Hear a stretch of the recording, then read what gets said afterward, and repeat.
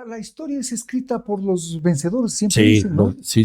Y esa circunstancia hace que no sea tan fidedigna. Yo hice una investigación sobre la guerra de los 4 días en Quito, en donde 2 bandos presidenciales, militares armados, defendían a un candidato presidencial ganador y los otros a la ilegalidad de esa elección. ¿Bonifaz era el ganador? Bonifaz era el ganador, ganó legítimamente en el voto popular, pero la constitución creada por Velasco Ibarra la primera vez decía que al ganador le tenía que calificar el Congreso. Así es. Y el Congreso tenía minoría Bonifaz del Partido Conservador. Entonces, él gana en las urnas y Velasco le dice, no eres presidente. Los dos llaman a los militares a que les defienden. Se dividen los militares y se dan de balazo los dos, 4 días, 2,000 muertos al grito de viva la Constitución. Esa es la guerra de los 4 días. ¿Más absurdo puede haber en eso? Pero, o sea, los dos peleando gritaban por viva la Constitución. Ahora, pero ese episodio de la historia ecuatoriana nunca fue explicitado adecuadamente. A eso voy. Porque cuando yo voy a trabajar en el Congreso Nacional y recojo los archivos de aquel entonces, tanto de los informes del Ejecutivo como de las sesiones del Congreso, tú ves una secuencia de sesiones y el día 31 de agosto se paran las actas de las sesiones y se vuelven a recuperar el 6 de septiembre. No hay nada. Un mes. No hay nada. Hay un vacío. Nada. Ni una palabra. Lo que tú decías, la historia de los vencedores. La vergüenza de los protagonistas. No pusieron un informe. Ningún legislador pidió la palabra para hablar de las estupideces. Para ver qué pasó. Nada. Las sesiones siguieron después como que no había pasado nada mientras la gente enterraba a sus seres queridos muertos en fosas comunes, porque el cementerio de San Diego en Quito no daba para más. Eran más de 2,000 cadáveres que iban a botar en volquetas y en carretas en la puerta de entrada del cementerio de San Diego. A nombre de la Constitución, te digo, pero no hay el registro. ¿De dónde sacamos el registro? Del testimonio de la gente. Ahora, dentro de todos estos aspectos dolorosos de la historia del Ecuador, han habido otros que también han pasado desapercibidos. Por ejemplo, independientemente, algo que sí se documentó, se escribió y todo lo demás, que es la masacre de 1922. Pero hay otra en el tiempo de Camilo Ponce. Así es. Y el origen es el suicidio de un conscripto en Portoviejo, de apellido García, presionado por un teniente de apellido Quevedo, originario de la ciudad de Quito, que provoca el suicidio del conscripto porque hay un problema amoroso allí. Y el chico deja una carta a sus padres, que eran de una familia que tenía su capacidad económica en Portoviejo, se suicida y dice el responsable es él. El pueblo, solidario con la familia, se levanta, le reclama, él se defiende a balazos, le logran capturar, le matan y queman su cuerpo en las calles de él. Entonces el gobierno dice, de Camilo Ponce, el fundador del Partido Social Cristiano, junto con Sixto Durán Ballén, que era el ministro de Obras Públicas de Camilo Ponce, fundan el partido. Entonces el gobierno y los militares dicen, no podemos permitir esa afrenta, han matado a un oficial del ejército ecuatoriano, hay que ir y mandan batallones de paracaidistas desde Cuenca y desde Quito a someter a Portoviejo. Reaccionan los estudiantes de Portoviejo y provocan una masacre en Portoviejo. En solidaridad, el 2 y 3 de junio de 1959 se levantan los estudiantes de Guayaquil. También les da mal. Y ahí es una masacre es superior a la masacre. Pero se decía en ese entonces, y la prensa recogía, que todos esos episodios se daban porque había que salvar a Guayaquil de los delincuentes. Así es. Les calificaron de delincuentes. O sea, no es la primera vez. Aquí nos están haciendo creer desde una candidatura presidencial para la segunda vuelta electoral de que ayer nació el narcotráfico. Desde ayer nomás, desde el gobierno del que sabemos, del innombrable, es el que... No. La vergüenza del sistema ha sido tapada precisamente ocultando la historia. Pero, ¿y en eso qué papel ha jugado la academia, por ejemplo? Para traer esas verdades. Hay una academia que en manos de Joaquín Gallegos Lara. Si él no escribe la novela Las cruces sobre el agua, no se sabía lo del 22. Secretario del Partido Comunista hasta 1944. O sea, Así se conoció la presencia de Nela Martínez, su esposa, el primer esposo de Nela, Joaquín Gallegos Lara. Ella fue la protagonista de La Gloriosa en Quito.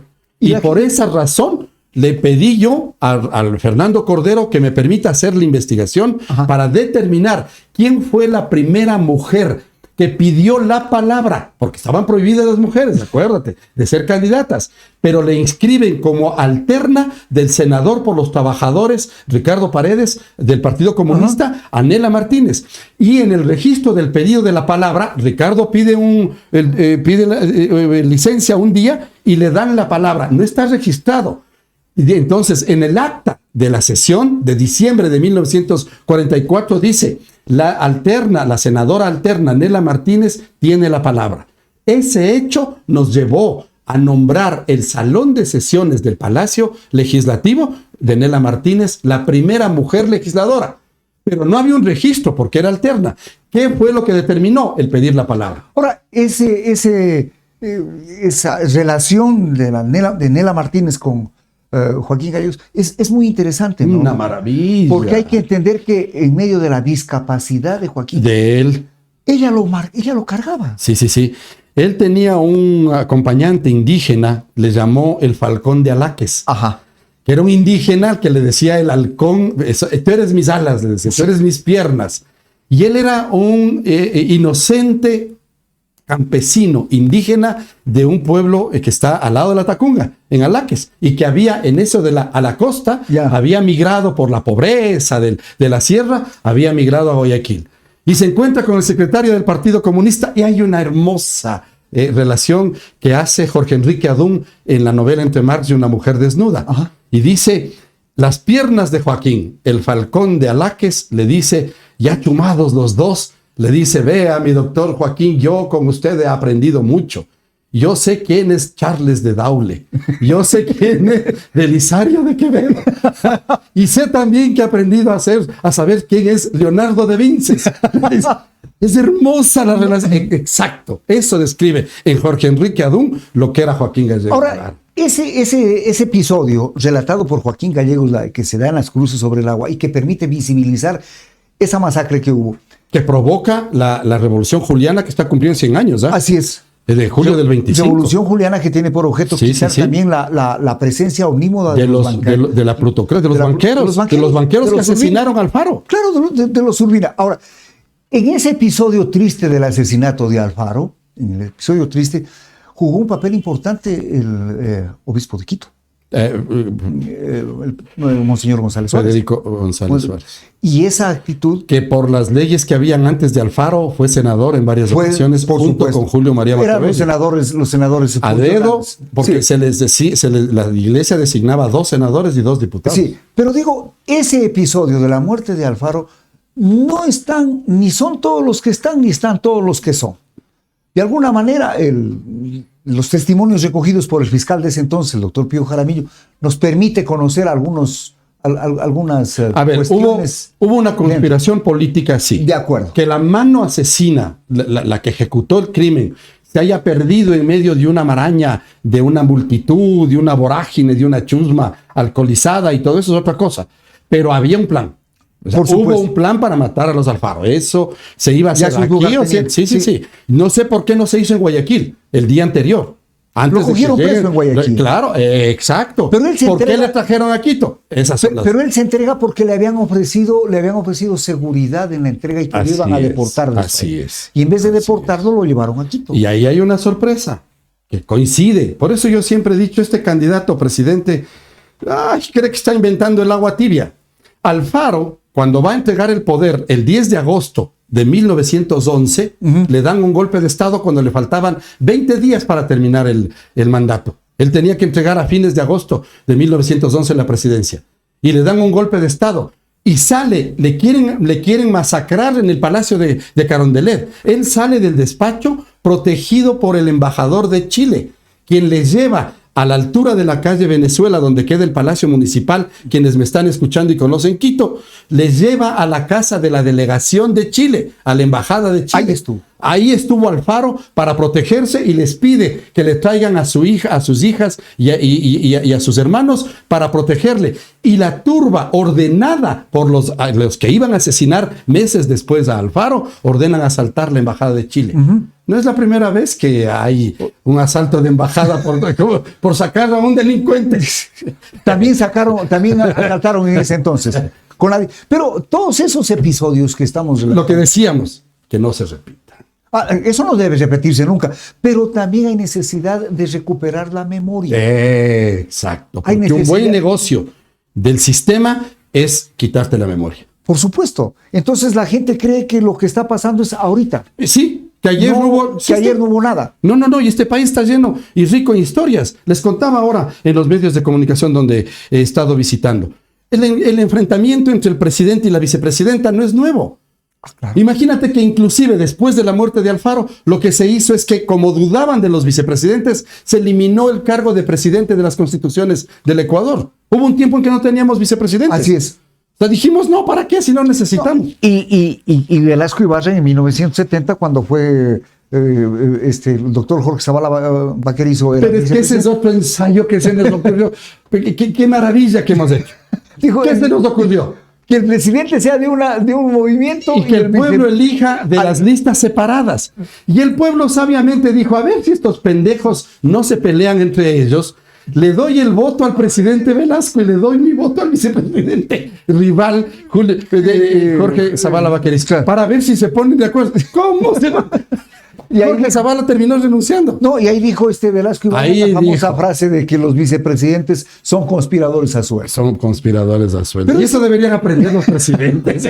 Yo hice un estudio precisamente, me pidieron, de la relación de los presidentes en este periodo legislativo. En este periodo que comenzó con con Jaime Roldós. Ya. De Jaime Roldós hasta Daniel Noboa, todos, excepto Roldós, que al final terminó... Él murió en el accidente de aviación aquí, excepto Guillermo Lasso y Rodrigo Borja, no tuvieron problema con los vicepresidentes. Es eso todos.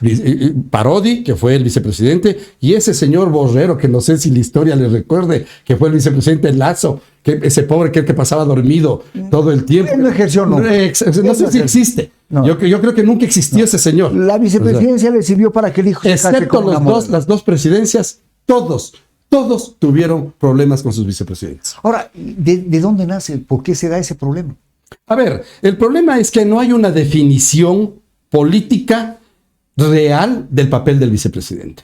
O sea, ¿qué hace el vicepresidente? La Procuraduría del Estado emitió un criterio que se mantiene hasta ahora jurídicamente, eso saben los abogados, de que el hecho de que se pronuncie la Procuraduría respecto de que es una mera expectativa ser vicepresidente. ¿Por qué? Porque tu cargo natural es reemplazar al presidente cuando falte.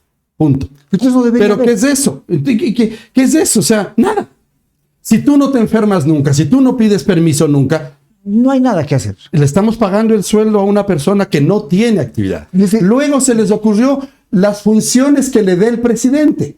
Pasa lo que está pasando este rato. Y yo les he dicho a quienes siguen al presidente, deben sancionarle a la vicepresidenta por no haber cumplido el mandato del presidente Noboa, ir a lograr la paz en Medio Oriente. Claro. ¿Sí o no? Claro, no le mandó como... Y no hay paz. Siguen la masacre. Entonces, señora, usted no está cumpliendo. No se le debe pagar. ¿Te das cuenta? ¡Qué absurdo! ¡Qué absurdos! Pero hay necesidad entonces de reformar la Constitución. Hay necesidad de reformar inclusive la estructura de la democracia ecuatoriana. Ajá. Yo les quiero preguntar a tus seguidores y seguidoras, ¿ha funcionado esta democracia? ¿Les funciona esta democracia? En este periodo, el periodo democrático más largo que tenemos, que empezó el 10 de agosto de 1979 con Roldós posesionándose en el Palacio Legislativo como presidente, que va a terminar este 24 de mayo cuando se posesione la primera mujer presidenta del Ecuador. Dejemos un ladito la historia. ¿Ya? ¿Crees que va a ser la presidenta? Sí. Te digo, de todo ese proceso es la primera que va a tener la opción de poder... Te interrumpo un segundito. Le agradecemos a Marcela Ángela por su apoyo en el chat. chat de $5. Muchas gracias, síganlo haciendo todos los que qué maravilla, qué maravilla. Esa es la manera de sostener este tipo de medios, ¿no? Medios alternativos, sí. Que no reciben pauta. Que no hay pauta de ninguna otra. Nos están saludando desde Londres, nos saluda Franklin Armijos. Caramba. Saludos. Llegamos a muchos lados. Saludos a Londres. Esa es la parte importante de este tipo de medios de comunicación. Y que en Londres también hay líos, ¿no? Allá también. Sí tienen problemas. También hay líos en todo lado. El sistema creo que ayuda a que Exacto. Sí. Y entonces tenemos que repensar la democracia, pero tenemos que sentarnos nosotros. Hombres, mujeres, pobres, ricos, negros, blancos, cholos, pensemos la democracia. ¿Ha funcionado esto? ¿Ha funcionado la vicepresidencia? Si no funciona, busquemos una alternativa. ¿Para qué tenemos? ¿Para qué tenemos una vicepresidencia? De hecho, ¿para qué tenemos del Parlamento, por ejemplo? A propósito de Londres. Les ha ido bien a los europeos el momento, que es lo único que falta en el Ecuador, que el presidente sea elegido a través de una democracia parlamentaria. ¿Qué es lo que sucede? Que tú eliges como pueblo a un grupo de parlamentarios. Para que sean y de ese grupo sale el presidente. Sale el presidente. Pero con una condición. Si el presidente no cumple con el plan de trabajo, el mismo grupo le quita el apoyo. Y no es golpe de Estado ni nada, sino decirle gracias, señor, usted es un inútil. Luego. Pero ahí me salta una duda. ¿No pasaría lo mismo que pasa ahora con el Consejo de Participación Ciudadana cuando dicen que ese organismo del Estado no sirve para nada? Pero es que lo mismo decían del Congreso que tumbó a Bucaram. Lo mismo pasó del Congreso que tumbó a Maguad. Y lo mismo pasó con el Congreso que tumbó a Lucio Gutiérrez. O sea, le acusamos al Congreso es que la corrupción, y el rato que tenemos que votarle al corrupto de Maguad, oiga, señores del Congreso, legitimen la caída de ese señor. Y en el Congreso fue quien pidió la moción de censura y destitución de Maguad en el Pleno del Congreso Nacional, Jaime Nebot. Acuérdate, Jaime Nebot, aliado de Maguad, en cuyo periodo se aprobaron las leyes troles de privatización de un poco del sector. En la mayoría, la planadora que se llamaba, Rafael Correa siempre les ha citado. Pero más antes. El rato de los ratos, cuando Maguad quiebra el país, nos congela, los socialcristianos dicen, hay que votar. ¿Quién pide la palabra para votarle? Nebot. Ahora, Edison, no nos olvidemos de que este relajo empieza, esta crisis económica empieza en el 96, cuando se elimina del sistema. Con Alberto Dajic. Hay que hacer con nombre y apellido. Él es el responsable. Se elimina del código el control. El hecho de que los bancos no podían prestar más allá del 10% del capital suscrito a sus accionistas. Cuando se elimina esa palabrita, vino el despilfarro más. Se empezaron el resto, el 90% de la plata que tú depositabas se prestaban ellos. Claro. Sin control. Ahora, entendamos una cosa, que prestaron plata a empresas que nunca iban a devolver. Así es. Cuando investigas tú, ves que el conserje de una sucursal, la empleada de una sucursal, la secretaria de una sucursal del Banco del Progreso de Fernando Aspiazu tenía una empresa fantasma con capital de $100,000.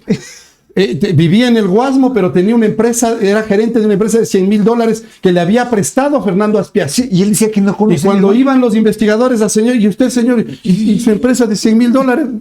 Nos están saludando desde Yanzasa también. Estamos qué por maravilla en Zamora. Jorge Giovanni Íñiguez nos dice: buenas tardes, con todo respeto, pero todo es planificado y así tapar los actos de corrupción del gobierno actual. Sí. No es del gobierno actual. Hemos hablado desde la masacre de Alfaro. Así es. Sí, claro. Acuérdate que históricamente desaparecieron la figura de Alfaro. Pero a ver, de la educación inclusive. Aquí también hay una cuestión importante, y son... La academia siempre fue un referente de protesta, de inconformidad frente al sistema, ¿no? Así es. Yo recuerdo en las Catilinarias, Juan Montalvo hace una crítica ácida al Consejo Universitario de la Universidad Central cuando deciden darle una condecoración a Ignacio de la Cuchilla, que le decía que era Ignacio de Ventimiglia. El mudo Ventimiglia. El mudo Ventimiglia. Sí. Decía que era el peor de todos los peores. Que no era muy mudo, ¿no? Que tenía una buena oratoria. Ya les voy a contar lo que... Pero hay una frase de Montalvo que dice: el mudo ya no es doncella. Ya les voy a contar por qué dijo Montalvo eso. Pero digo, cuando el Consejo Universitario decide condecorarlo a Ignacio de la Cuchilla, Dijo, hay de aquellos pueblos donde su juventud no se levanta y haga temblar a los tiranos. Esa frase está en el mural de Guayasamín, en el salón de sesiones del Congreso Nacional. Pero hoy no se ve eso. Esa juventud. Y más arriba de esa frase está una de Espejo, donde dice, un día resucitará la patria. Pero ¿por qué dice Espejo? Les dice a los estudiantes de la Academia de Quito. Un día resucitará la patria con ustedes, cuando ustedes se preparen. Pero acá parece ser que eso que dijo en algún momento Juan Montalvo se está replicando porque hay un silencio sepulcral en la academia. Sí, pero también es la influencia de la tecnología. O sea, a nosotros, por ejemplo, como no teníamos medios de divulgación, de que nos escuchen, teníamos que salir a la calle para que nos escuchen. Ahí éramos noticia, ahí eran las entrevistas a los dirigentes sindicales. Se los visibilizaba. Pero ahora, en cambio, todos creen que tú puedes hacer un Twitter, mandarle a Donald Trump y él te contesta. Ese intermedio que hizo en la presencia del periodismo se acabó. Ahora es directo. Estamos recibiendo saludos de todo el mundo. Así es. Eso no existía antes. La información. Mira, ¿por qué se decía que en el Congreso se aprueban las leyes entre gallos y medianoche? Porque los periódicos cerraban las imprentas a las 6 de la tarde, claro. Máximo a las 7 de la noche. Cuando yo trabajaba en periódicos me decían, Edison, a las 7 de la noche, solo cuando haya un golpe de Estado. Edison, a las 8 de la noche, solo cuando renuncie el presidente del Congreso. Y a las 9 de la noche, solo cuando se muere el presidente de la República. Claro. Si no, no me hables. A las 6 de la tarde se acabó todo. Entonces, la noticia era del siguiente día. Los periodistas redactábamos. De pronto, los jóvenes comunicadores no van a entender esto. Ayer, miércoles, y estaba escribiendo yo hoy, miércoles. Claro. Hoy era jueves 20 pero ponía, ayer jueves 20 el Congreso Nacional resolvió. Las sesiones del Congreso empezaban a las 8 de la noche. Imposible que sean publicadas al siguiente. Cuando eran publicadas ya habían pasado 2 días. Claro. Por lo tanto, había una caducidad de la información. Y las leyes que se aprobaban salían. Para no olvidarme, quería contarte, porque Ignacio de Veintemilla es el jefe del ejército del presidente Borrero, que es al quien le da el golpe de Estado, y en un cóctel que hacen en el salón presidencial, en el salón amarillo del Palacio de Carondelet, va muy elegante Ignacio de Veintemilla, el general, con un sable, ¿no? Va con el sable él, se toma una copa de champán con los ministros, con el presidente, y le dice, presidente, saludo la elección democrática de la que usted es resultado. Y le juro, acá desenvaina la espada y dice, le juro que esta espada quedará virgen como una doncella, porque no se alzará para romper la democracia. Ese acto hace que luego le da el golpe de Estado a Veintemilla, rompiendo lo mismo de toda la historia, y cuando rompe la tesis, entonces no podía ser más maravilloso Montalvo cuando dice, el mudo ya no es doncella, perdió la virginidad del mudo. Estas frases le llaman la atención a Miguel de Unamuno en España. En España. Cuando el exiliado está viviendo en París. Yo tuve la oportunidad de ir a la casa donde vivió Montalvo en París, de donde se trajo el cuerpo, porque él murió allá y murió enterrado, y se fue enterrado en París, en donde Miguel de Unamuno dice, no hay escritor más grande de América que Juan Montalvo. Después escriben los seguidores de Unamuno y dicen, si Montalvo vive una década más y comienza a funcionar, el premio Nobel habría ganado, el primer premio Nobel habría sido para Juan Montalvo. Todos los homenajes que se le ha hecho están bien hechos, ¿no? Ahora, es poco para la genialidad del sambo, como le decían, para burlarse. El sambo le decían. El sambo de Ambato. Como decimos acá, era churón. ¿no? Sí. Era y pequeño. Sí. No, y a Montalvo, digamos, a Eloy Alfaro, la clerecía y la el indio. El indio Alfaro. Han llamado al indio Alfaro, decían los curas, en el púlpito. Claro. ¿Cómo va a ser indio si era más mono, si era Montecristo? Pero no te olvides que el primer asesinato que se da en función de despedazar la estructura de Alfaro se dio en Cuenca. En el Parque Central, ¿no? Sí. Lo matan al coronel Concha. A Vargas Torres. A Luis Vargas Torres lo mata en el Parque Central. Pero se regresa. Él sale libre en la noche. Los compañeros asistidos por José Peralta le liberan. Y cuando están en medio de la calle, se regresa y dice, ¿y mis compañeros? No. Entonces dice, no, la orden es solo sacarte libre a ti. No. Yo no puedo ser traidor a mis compañeros. Y se regresa el coronel Vargas, se regresa a la cárcel y al otro día le fusilan. Y en el pleno Parque Central. Imagínate qué ejemplo. Yo no sé cuántos de ustedes saben quién es Luis Vargas Torres. Este señor de ejemplo. A ver, lo que estamos viviendo este rato, lo que se va a vivir después de 3 semanas, la nueva elección presidencial, desde tu experiencia, Edison, ¿tú crees que hay cambio de gobierno? ¿Hay entrega de gobierno? A ver, los rumores hablan de que este señor está enamorado del cargo, enamorado del puesto, no le interesa nada. A mí me sorprende como, por ejemplo, como un país en el que hombres y mujeres ya tenemos leyes de igualdad y de todo. Él, en medio de la primera campaña, pide que le rebajen la pensión alimenticia Porque no, según él no tiene plata. Y además es una institución arcaica que debería es la familia más rica. Y hay mujeres ecuatorianas, madres solteras, que se pasan la vida reclamando a un miserable que no les da un puñado de 20, 30 dólares que establecen. ¿Votaron por él? Están votando por él. La votación de él en mujeres es altísima. Así es. Una madre soltera como Luisa está luchando yéndose contra el sistema para decirles, aquí estoy, miren cómo gané, miren el respaldo que tengo.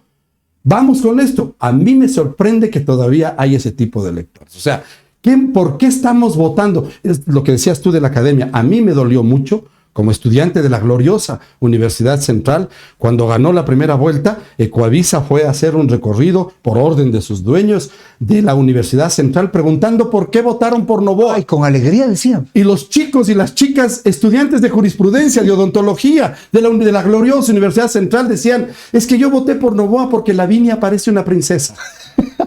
Ella va a ser una odontóloga del futuro. Él va a ser en 10 años van a ser los profesionales ellos que van a votar porque Lavinia parece una princesa. Y por Blancanieves vamos a votar.